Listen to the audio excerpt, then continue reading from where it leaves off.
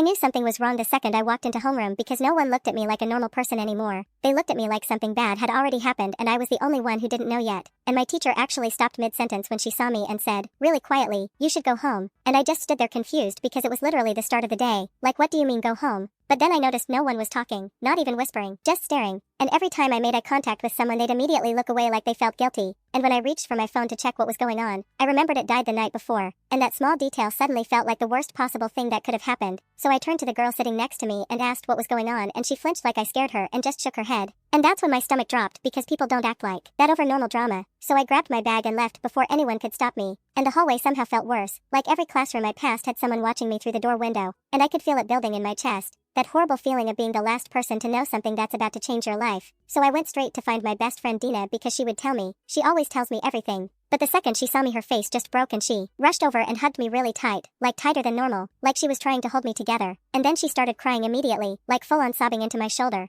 And I kept asking her what happened, over and over, but she wouldn't answer. She just kept saying, "I'm so sorry," again and again. And that made everything worse because sorry for what? What could possibly be this bad? And I could feel panic starting to take over, so I pulled away and told her if she didn't tell me I'd find out myself. And she froze for a second like she was deciding if she should even let me see it, and then slowly reached into her pocket and handed me her phone and said, "Don't watch the whole thing," which obviously made me press play immediately. And at first it didn't make sense. It was dark and shaky, just flashing lights and people yelling. And then I realized it was a crash scene, like a really bad one. And I remember thinking, why is this going around the school? Why does this have anything to do with me? But then the camera moved closer to the car and someone said, "There's a girl inside." And my heart started racing because something about it felt familiar in a way I couldn't explain, like I'd seen it before without actually remembering it. And then the camera zoomed in just enough for me to see her face, and everything in me just stopped because it was me. It was literally me sitting in the driver's seat. Blood on my forehead, completely still, and for a second my brain just refused to process it, and I actually let out this short laugh because it didn't make sense. I was standing right there. I was holding the phone. I was breathing. But Dina was crying harder now and shaking her head and whispering, "You don't remember, do you?" And something about that sentence hit me way harder than seeing the video because suddenly all my memories from yesterday felt wrong. Like they were there but they didn't belong to me, like I hadn't actually lived them. And I tried to think back, like really think, and everything after Sunday night just felt blurry and flat, like a dream you can't fully recall. And I looked back at the video and heard someone say, "She's not breathing." And that's when my hands just gave out and I dropped the phone. And I kept saying no over and over because I was right there. I could feel my heartbeat. I could think. I was real. I had to be. But nothing was lining up anymore.